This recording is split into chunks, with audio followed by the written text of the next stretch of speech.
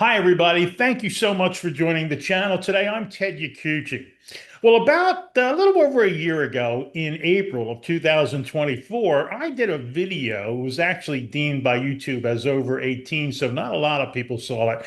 But I did a video on titled, "Will the CIA ever come clean in the assassinate their role in the assassination of the JFK assassination?" And maybe a little bit to your surprise, my answer on that video was yes, that they would, that eventually they would have to. But what they would do, how they would handle it, was that they would try their best to lay it off on a few rogue elements of CIA assets or agents.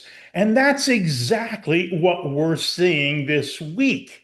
And it's really, really important that we pay attention because what we're seeing might not be exactly what we think we're seeing. And what I mean by that is this.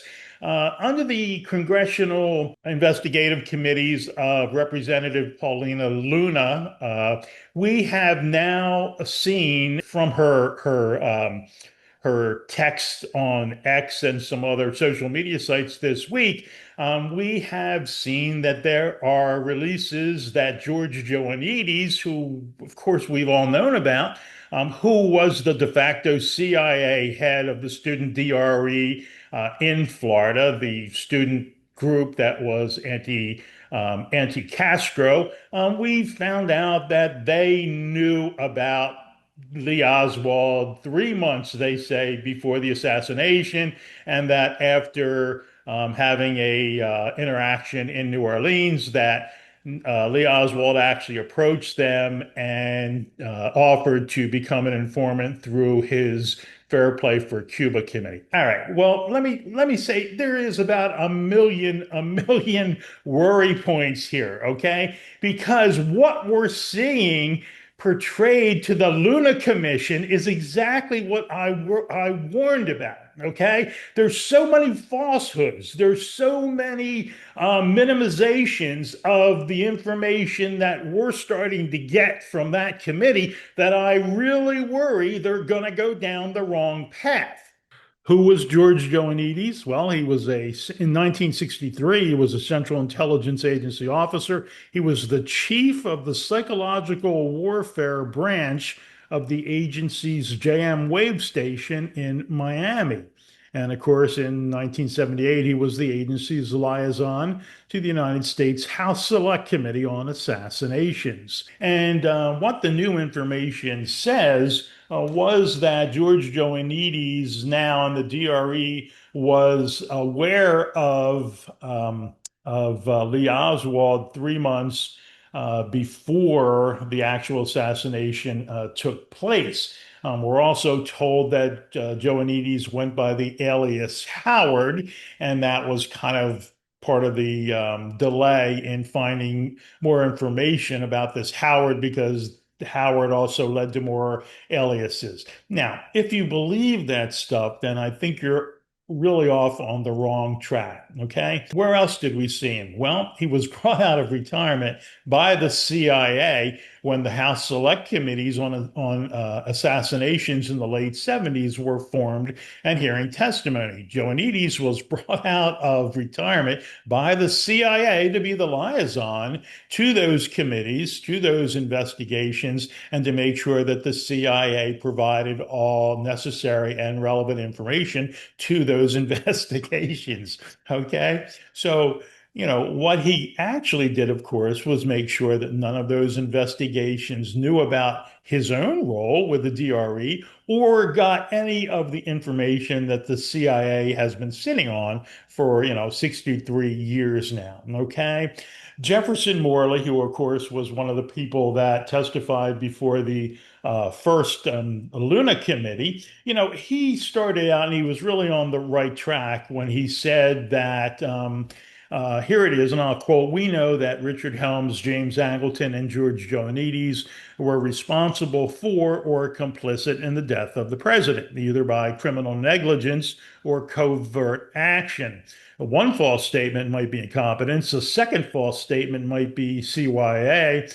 for the first false statement, but three false statements by top CIA officers about Kennedy's accused killer. That's a pattern. It's a pattern of misconduct. It's a pattern of malfeasance. Okay. So, we're back and we see that now we're getting more information that's being released. Okay. Now that Joannides' alias Howard has been revealed, but we're not getting a lot of really detailed stuff, are we? We're not getting any expense vouchers. We're not getting any really the real detailed stuff so that really we can see what Joannides was doing. We're just getting some general information about him, right?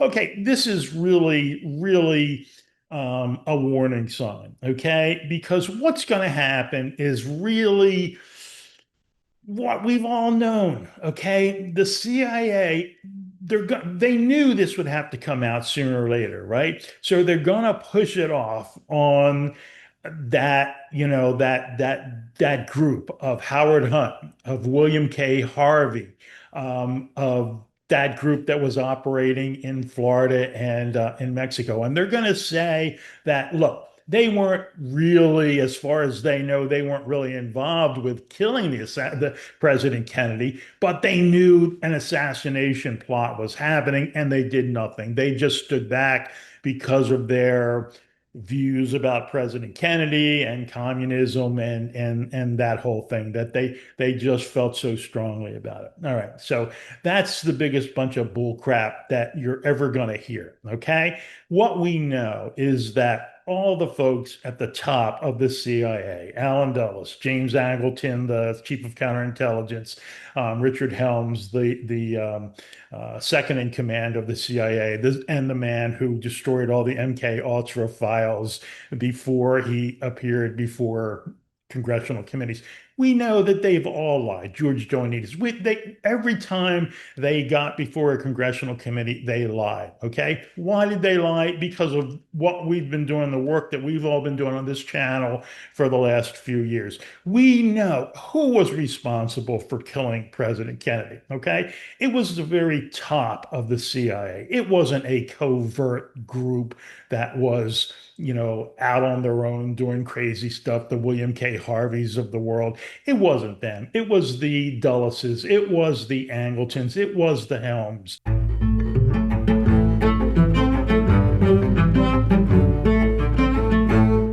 So how do we prove it? How does the Luna Committee proceed from here? Well, we're there. We've got it because the CIA, they referenced the New Orleans interaction between Lee Oswald and the DRE or Carlos Brunier, those folks, the anti-Castro folks, when Lee Oswald was supposedly handing out Fair Play for Cuba Committee leaflets on the streets of New Orleans.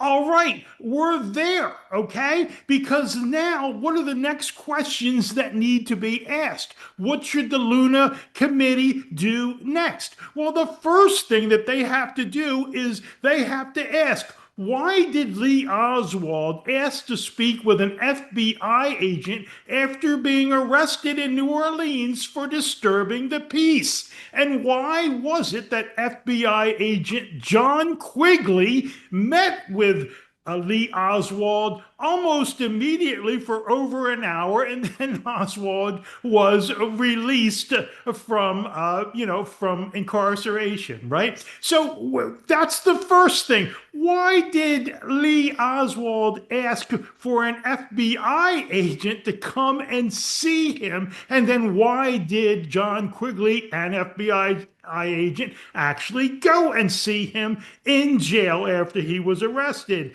Next, we have to know, we're in New Orleans. Why was Lee Oswald working in the building of Guy Bannister in the summer of 1963? Guy Bannister was the FBI station chief in Chicago, yet he allows Lee Oswald to work out of his building, and he also allows Lee Oswald to hand out Fair Play for Cuba Committee leaflets with his building's address. 544 Camp Street stamped on them? That's absolutely insane. So, what does the Luna Committee need to do? They need to progress into asking the questions about those incidences. What was James Hosty, another FBI agent, doing visiting Lee Oswald, Ruth Payne, when Lee Oswald's wife Marina was living with her for the 2 months prior to the assassination in Dallas? Why did James Hosty have a letter supposedly delivered to the FBI office by Lee Oswald that was then torn up and flushed down the toilet before the contents were revealed on the day that Oswald was killed? That's Sunday, November 24th.